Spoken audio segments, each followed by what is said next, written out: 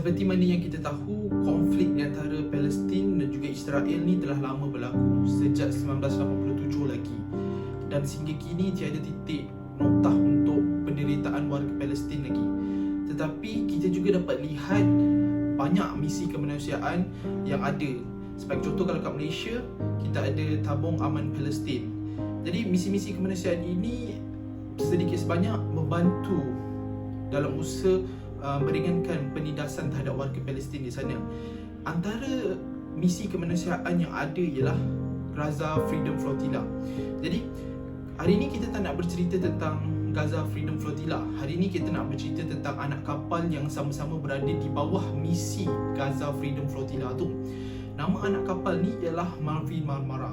Jadi Mavi Marmara ni dia telah mengukir sejarahnya yang tersendiri apabila dianya terlibat dengan satu insiden yang cukup dahsyat, cukup luar biasa. Yang mana insiden ini sendiri telah menggemparkan seluruh dunia. Jadi pada tanggal 31 Mei 2010, kapal Mavi Marmara ni dia membawa ramai sukarelawan yang terdiri daripada pelbagai latar belakang.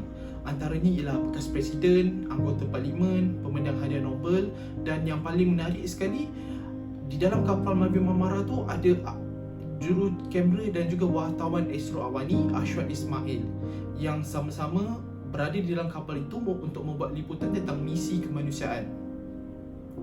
Jadi saya berpeluang berjumpa Ashwat Ismail pada tahun lalu, yang mana ketika perjumpaan itu beliau sempat berkongsi pengalaman beliau di dalam tragedi Mavi Marmara inilah. Jadi ketika itu tepat jam 4 pagi pada tanggal 31 Mei 2010, dalam mana Mavi Marmara ini membawa bantuan kemanusiaan. Mereka menelusuri perairan antarabangsa Mediterranean. Ketika itu suasana senyap sepi. Tiba-tiba mereka semua dikejutkan dengan serangan tentera Israel yang berada daripada pelbagai sudut, daripada helikopter, bot laju, kapal, yang mana sekelip mata telah mengepung Mavi Marmara. Kejadian ini Ashwat sendiri digambarkan sebagai sebuah fajar yang berdarah. Ketika itu bunyi bom tangan, gas pemedih mata dan peluru-peluru hidup dilepaskan dan memenuhi ruangan udara kapal Mavi Marmara itu sendiri. Suasana yang pada mulanya sunyi telah menjadi gegap gempita.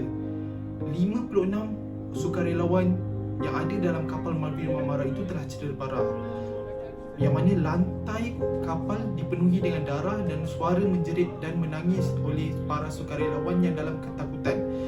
Jadi Ashwat menceritakan sendiri bahawa beliau diserang bertubi-tubi oleh tentera Zionis. Bayangkan, dua sukarelawan yang berada di sebelah kiri dan kanannya ditembak di bahagian tangan dan juga bahu. Tetapi dengan kekuasaan Allah, Ashwat dan juru kamera ini terselamat apabila Ashwat merangkak turun dari dek kapal dan melarikan diri ke kawasan yang lebih selamat. Namun tragedi hitam ini tidak sampai di sini sahaja. Kapal Mavi Marmara yang sepatutnya tiba di Gaza untuk misi kemanusiaan itu diarahkan untuk tidak terus berlayar dan berlabuh di Ashdod, Israel. Ketika itu, apabila sampai di Ashdod, Israel, mereka semua termasuk Ashwat Ismail dipenjarakan di Bir Shaba. Ashwat berkata dalam tempoh masa 28 jam ataupun lebih kurang 1 hari beliau dipenjarakan, beliau dapat merasakan bahawa adakah ini penindasan yang telah dialami oleh warga Palestin selama 60 tahun.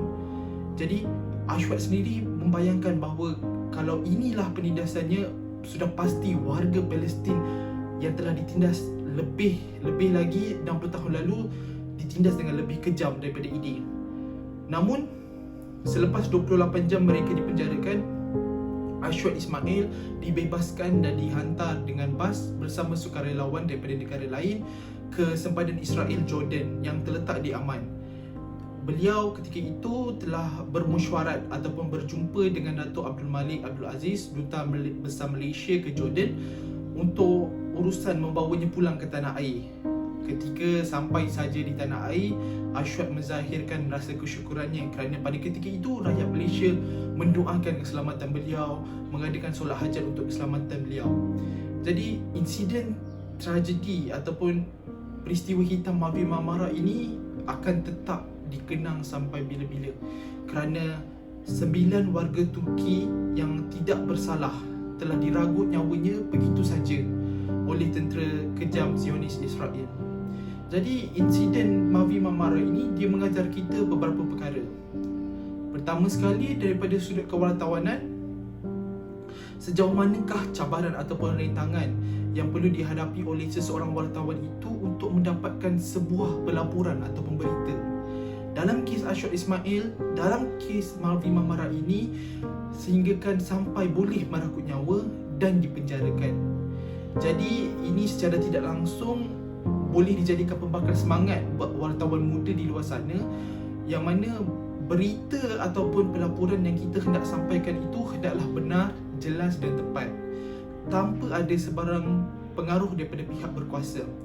Kerana pada di akhir hari nanti, kita menulis, kita melaporkan dan kita menceritakan kepada masyarakat. Dan cerita-cerita yang kita ceritakan ini, yang kita laporkan ini akan dipahat di dalam sejarah. Jadi buat saya sendiri, peristiwa ini adalah satu titik permulaan untuk kita mendapatkan pengadilan kepada insan-insan yang tidak bersalah namun masih dibunuh dengan kejam, kepada si pembunuh yang sehingga kini bebas dan tidak mendapat hukuman lagi, dan kepada semua wartawan di luar sana yang telah dan sanggup menggadaikan nyawa demi sebuah berita.